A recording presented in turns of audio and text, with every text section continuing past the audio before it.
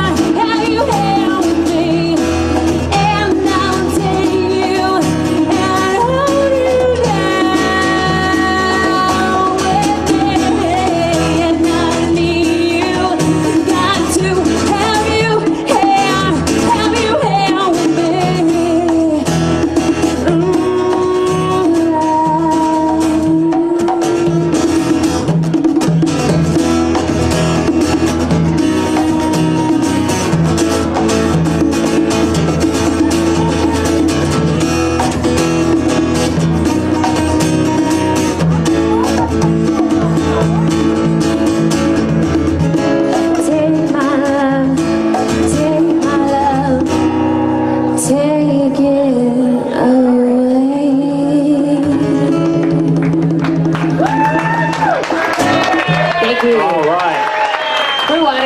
Watershed, folks. It's Joe and Patrick. Joe, Patrick, and Chantel. So, you gonna run away, or you gonna sit down here for a second? Here, I'm gonna give you guys some raffle tickets. Oh, that's right. I so thought we could I can win the Little Ray guy. Yeah, you might win Little Ray. Now, Schneider, Patrick and Schneider. You guys have been coming in, well, I've known you guys forever, so, I mean, Yeah. okay, I'm going to tell a little story about how this all started. Forever. This is, well, not forever. When I first got to Arizona, it was 1991, I think. It was like the first time I moved back here, and from San Francisco.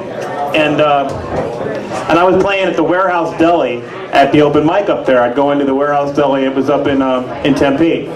And I was living in a boarding house because I didn't have I was living at a halcyon house, which those of you who have been on Haldol know what I'm talking about. It's one of those, you live with 3 other people in the same room, and the state provides it for you, and you know how bankrupt the state is, so. But we weren't any of those people living with you at the time. No, you guys weren't. I met you guys up at the open mic, and Jason Montero came up to me, and I was a wreck. Because I mean, my roommates were like, one of them was a chronic masturbator, the other guy was named Han Solo. They called him Han Solo, and he was living with the chronic masturbator. Did I say more? Anyway, so I'm living in a room with these guys, and the other guy had a swastika on his back, and wore women's underwear. So these are my roommates, and Jason Montero said, I'll drive you back to San Francisco to get your shit. You know, and even though I was living under these conditions, and he said it was worse than jail was for him. Where I was living for him was worse than jail was for him in Texas. And he was in jail in Texas. In Texas, yeah. That's right, a brown-skinned man in jail in Texas. Yeah, he was. Yeah, that's pretty bad for a trumped-up marijuana charge or something. But, yeah, exactly. Well, anyway, no, it was a real marijuana charge. Yeah, well, in Texas though. What, boy, you got a little weed on you? Well, we'll take that weed from you. You sure wear an awful lot of jewelry for a man. You wear a lot of jewelry. Ooh. Anyway, that's how that all started. And then Joe and I and Jason started the Wood Band, and then Honeychild branched off of that with Dino and Heather, and That's then right. Watershed's a branch off of that. It's just, That's right. it keeps growing. The tree just keeps expanding. I was Honeychild sound engineer for 4 years or some shit. And that's my story. And we're going to ask you about your story. What were you doing 7 years ago? What was I doing 7 years ago? I was in Moab, Utah, playing music with my first band. We were a country cover band. You're a country cover band. I had to. They were the only 5 musicians in Moab. Right on. You know, I wanted to name us Mad Cow Disease, but they didn't like it. I forget that, I met somebody from Moab, Utah recently, and I figured they probably, I know, you probably know them if I Probably. I know all 7 people that live there. Yeah. I grew up with them. Her parents God knows I would have married him if I wouldn't have been able to get out. Marry him? You were going to marry? Did you marry everybody there? No. What's that? That's not that hard. Are we to do still in talking Utah. about the cross-dressing Nazi masturbator that you used to live with? No, that was the chronic masturbator, and there was a cross-dresser. No, there wasn't one guy. Okay. That would have been sick. Shit, what do you think, I was sick? All right, folks, we got Andy up here. Andy never comes up to play. Andy, why don't you do your tune, and let's get here for Chantel. Yeah. Here after all these years. Chantel goes. All right, kids, you ready? I hear Andy's guitar. Let me hear Andy's guitar. Is it plugged in? You got a battery in that thing, Schneider? No, this one was like that. Is it plugged in?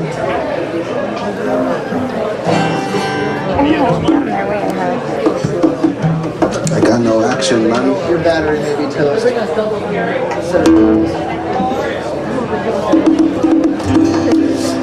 Well, y'all, Andy used to be my boss at one point in time, and I just kind of traded him out guitar lessons at different times, at different points in time, and he's come a long way, man. I'm telling you. Standing around in a garage with a Firebird sitting in the middle of it, just playing tunes. So here it is, kids.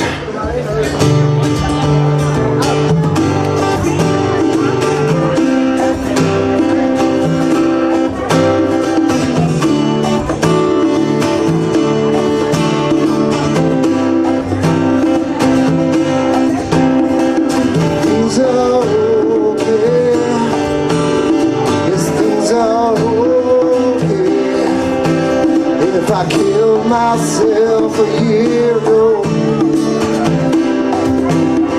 I wouldn't be alive today.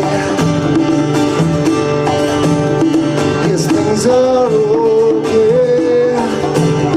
Yes, things are okay. If I I killed myself 6 months ago, I wouldn't be alive today.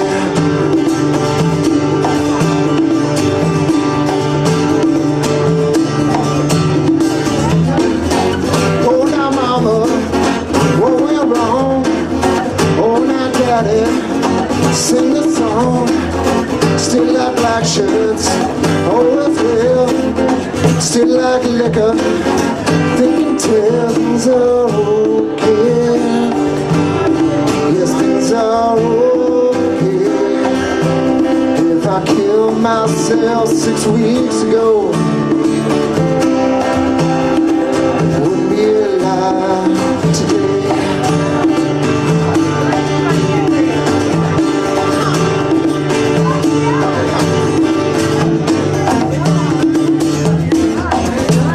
Mama, what went wrong?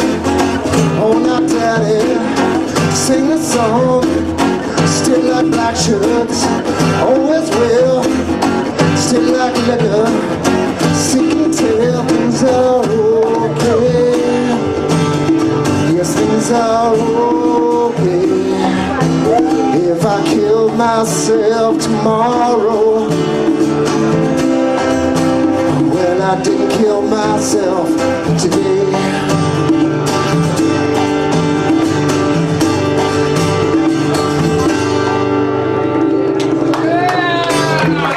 That is Andy Schneider, ladies and gentlemen. All right. That Joe sounds Frost great. over there on the conga drums. I'm Patrick.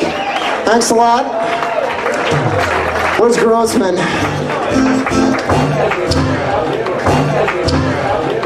You gonna interview me now, dude? Do I get an interview?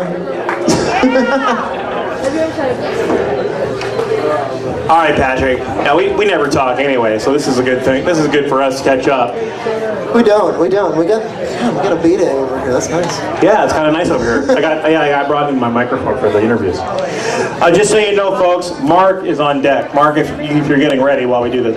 So, Patrick, you're one of the cats that hasn't changed since I've known you. I mean, it's been in 8 years. Haven't changed? Well, I mean, you haven't changed I your think I've appearance. grown and Everybody else. matured at Hey, least. Jason cut off all of his hair. You know what I'm saying? You've changed a lot since I've known you, because before when I met you didn't play music. I did, just very badly. But you didn't go out and play, though. You didn't, no, I mean, this guy wasn't. I sucked on a certain level. Now we all kind of suck on a higher level at this point. That makes me feel like I'm mute. Like I think it's all worth something. I think any man of worth would tell you the same. Hey, yeah, I'm okay. Well, I've seen a lot of growth, man, and I appreciate you coming out every week and fucking being there, man. Definitely. Yeah, I was just kind of talking about it earlier tonight, and honest to God, in 7 years, I've missed about a month's worth when I was on tour with Honey Child, and other than that, a couple of years ago, open mic fell on New Year's Eve, so we didn't do it that night. Other than that, I think I've been here every single night for 7 years. Which tells you where I'm at, I'm still playing an open mic, but hey, that's wonderful. It speaks volumes about this place, and it speaks volumes about the people that do this thing. Grossman, we've got the best freaking bartender in the entire country back there behind the bar, Jimmy. Jimmy is an open mic bartender, and he's been doing it for a long time. Except there's a little break in there, and we love Jimmy. Yeah, it's a good thing, man. It's a good thing. It's a good thing. It's like family here, It's like the people, if you come in, those of you who come in for your first time tonight, you keep coming back and you develop friendships and stuff. And there's people like Chantel who came into the open mic, and within 2 or 3 months she was fronting a band. She was fronting the Groove Merchants. She was singing with the Groove Merchants, the lead female singer in the Groove Merchants. She's still doing that. She's still doing that. And that came from somebody hearing her at the open mic. And, so people say, can you get anywhere doing open mic? Well, for me, I started off going to them, and now I'm hosting them. So right there, that's growth. Sure, absolutely. And and for Chantel, she started off going to them, and now she's in a band. So, and there's always, I think there's a lot of room for growth at open mics. I've been going. You say 7 years, but I've been doing open mics for 20. Well, 3 see, years. we used to do the one over at Ozzy's, and then Tony's New Yorker. Did Yeah. you do Tony's New Yorker at all? We did I did that one. Then we did Fatso's. And then Fatso's for quite a while. Started that Actually, one. Fatso's was the first time we ever kind of went, holy shit, Patrick can play. Yeah, Patrick, he came out. He came out at Fatso's.